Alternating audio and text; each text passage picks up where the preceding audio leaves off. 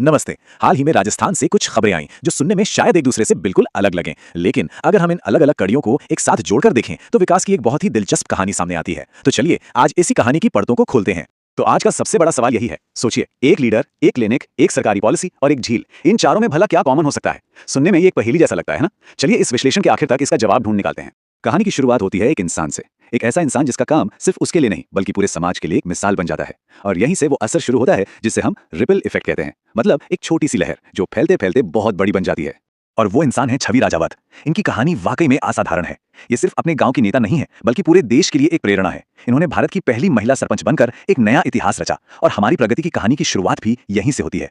तो ये है छवि राजावत, राजस्थान के टोंक जिले के सोडा गांव से। अब हो सकता है ये जानकारी बहुत सीधी सादी लगे, लेकिन असल में इसके पीछे एक व्यक्ति के लीडरशिप की वो ताकत छिपी है जो बहुत बड़े बड़े बदलाव ला सकती है। अब देखते हैं कि ये प्रेरणा एक इंसान से निकलकर पूरे समुदाय तक पहुंचती कैसे है।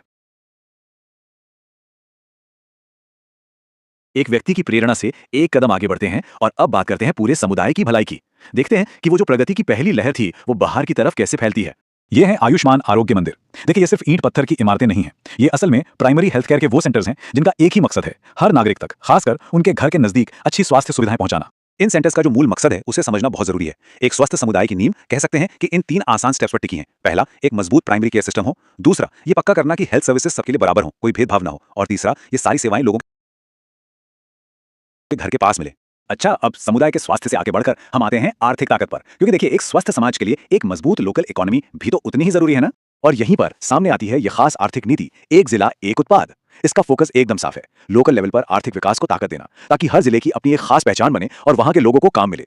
और ये कोशिश सिर्फ एक पॉलिसी तक ही नहीं रुकी है। एक जिला एक उत्पाद के साथ साथ राजस्थान एमएसएमई नीति 2024 भी लाई गई है। मतलब ये दोनों नीतियां मिलकर राज्य के छोटे और मीडियम बिजनेस को मजबूत करने का काम कर रही हैं। चलिए अब अपनी कहानी के आखिरी पड़ाव पर आते हैं। ये वो कड़ी है जो इन सभी पहलुओं को एक धागे में पिरोती है, और वो है हमारी प्रकृति। क्योंकि आखिर में व्यक्तिगत, सामुदायिक और आर्थिक हर तरह का स्वास्थ्य हमारे पर्यावरण पर ही तो टिका है। ये खूबसूरत तस्वीर सांबर झील पक्षी महोत्सव की है जो कोचिया की ढाणी में हुआ। इसका मकसद सिर्फ एक फेस्टिवल मनाना नहीं था। इसका असली मकसद था लोगों में सांभर झील के नाजुक इकोसिस्टम और यहाँ आने वाले प्रवासी पक्षियों के बारे में जागरूकता फैलाना। और सोचिए, प्रकृति का ये संतुलन सीधा सीधा इंसानी सेहत से जुड़ा हुआ है।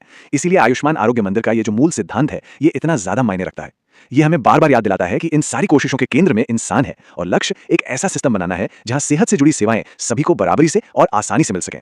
तो लीजिए, हम वापस अपने उसी शुरुआती सवाल पर आ गए। एक सरपंच, एक हेल्थ सेंटर, कुछ आर्थिक नीतियां और एक पक्षी महोत्सव। अब